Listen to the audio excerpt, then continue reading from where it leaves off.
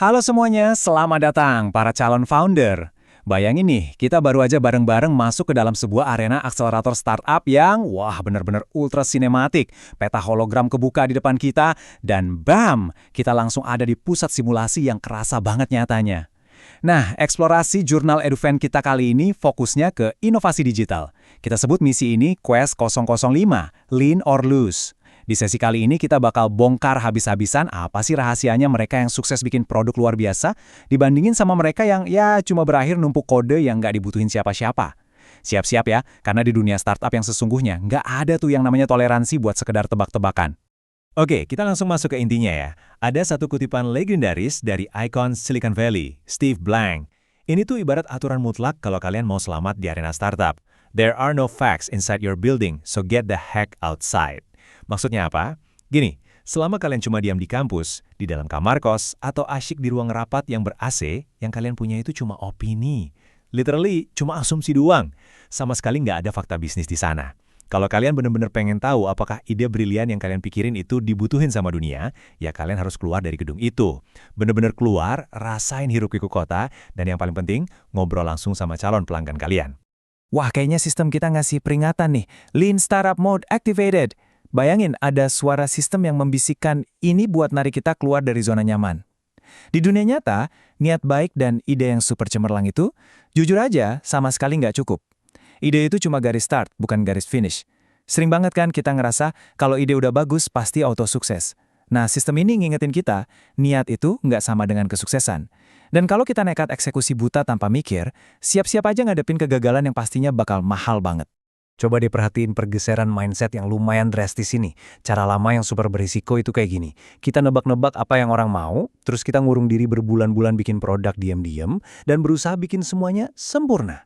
Terus hasilnya, seringnya pas dirilis malah nggak ada yang mau pakai.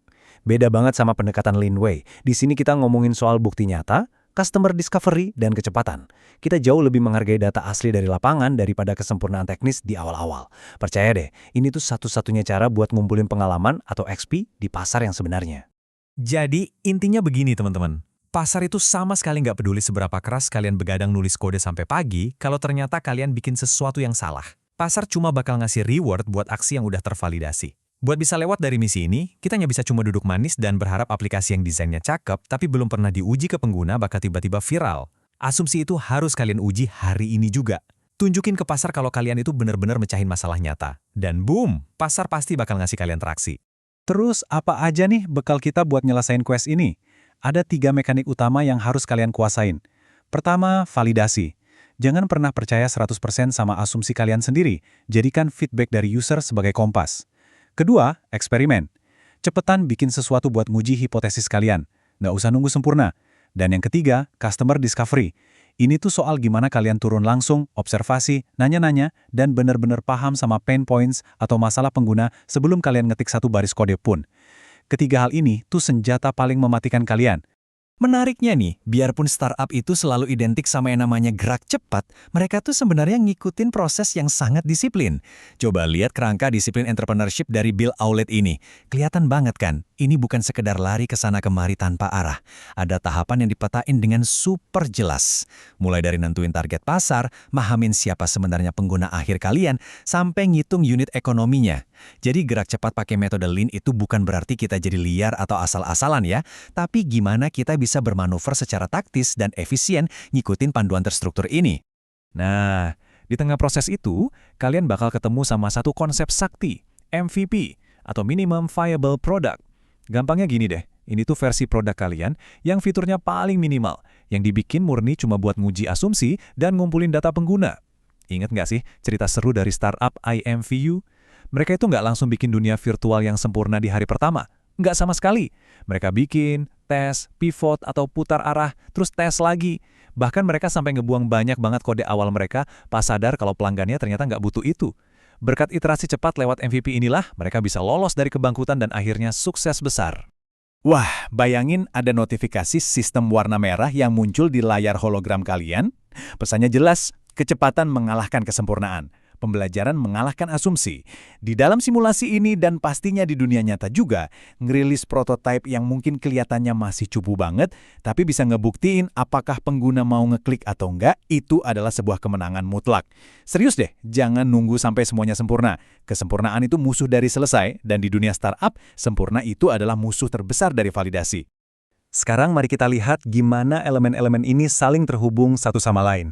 Kita bisa lihat alur yang emang dirancang khusus untuk memvalidasi value proposition alias nilai yang kalian tawarkan dan juga saluran pelanggan kalian. Sederhananya, kita harus bisa ngepasin manfaat produk kita dengan apa yang menurut pelanggan itu adalah masalah kritis. Kalau solusi yang kita tawarkan gak nyambung sama masalah yang bikin mereka susah tidur di malam hari, ya proses ini bakal putus di tengah jalan. Harus benar-benar ada kecocokan yang pas banget di sini. Tapi jujur aja, pertanyaan yang sering banget muncul adalah, masalah kayak gimana sih yang harus kita cari? Nah, pas kalian lagi turun ke lapangan buat customer discovery, penting banget buat bisa ngebedain antara latent problem, yaitu orang punya masalah tapi mereka sendiri nggak nyadar atau malah masa bodoh, dengan active problem. Kalian harus banget nyari orang-orang yang punya masalah aktif. Cari mereka yang udah sampai tahap frustrasi, yang lagi sibuk nyari solusi kemana-mana, atau bahkan yang udah nyoba bikin solusi ala kadarnya sendiri. Mereka lah target audiens pertama kalian. Karena mereka pasti rela bayar demi dapat solusi yang jauh lebih baik. Nah, setelah kalian nemuin mereka, kita langsung hajar masuk ke putaran iterasi cepat ini. Objektifnya jelas banget nih. Bangun MVP kalian, uji fitur tersebut langsung ke target pasar aktif yang tadi udah kita bahas, terus pelajari datanya dan lakukan iterasi. Oh iya, satu hal yang krusial, siklus ini tuh harus dijalanin dengan kecepatan internet. Bener-bener harus satset. Nyawa startup kalian itu murni bergantung pada seberapa cepat kalian bisa muterin siklus bangun, ukur, pelajari ini sebelum kalian kehabisan napas, atau lebih tepatnya kehabisan uang. Oke, kita tarik napas bentar, dan mari kita geser fokusnya. Kita turunin narasi teori-teori ini langsung ke jalanan kota. Dengar ya, setiap eksperimen Lean yang luar biasa itu nggak pernah dimulai dari ruang hampa. Mereka selalu berawal dari masalah nyata yang ada di dunia nyata, yang letaknya mungkin tepat di sebelah kita. Di luar sana ada kehidupan sungguhan yang lagi nungguin solusi canggih dari teknologi yang lagi kalian rancang. Buat kalian mahasiswa inovasi digital ITS atau para kreator Gen Z yang ada di Surabaya, ini nih action plan kalian. Waktunya turun ke lapangan. Coba deh jalan-jalan dan observasi UMKM di sekitar kampus. Identifikasi isu-isu sosial yang kerasa banget di jalanan kota pahlawan ini. Dan coba tantang diri kalian buat ikut riset inovasi dari Brida. Petain apa sih yang sebenarnya dibutuhin sama Smart City nih.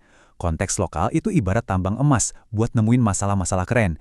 Kalian tuh punya power buat ngasih impact yang gede. Karena percayalah, solusi global yang paling epic itu seringkali lahir dari kepekaan kita ngelihat masalah lokal di sekitar kita. Nanti, di setiap putaran observasi, cepat atau lambat kalian pasti bakal sampai di satu persimpangan krusial ini. Pivot or proceed. Putar arah atau tancap das terus. Ini bakal jadi keputusan manajerial paling berani yang pernah kalian ambil. Apakah data-data yang kalian kumpulin dari jalanan Surabaya tadi ngedukung kalian buat terus maju? Atau malah, data itu seolah teriak, nyuruh kalian buat banting setir dan ngerombak model bisnis kalian?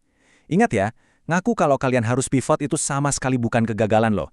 Justru itu bukti nyata kalau kalian itu cerdas dan mau dengerin suara pasar. Pastinya dong.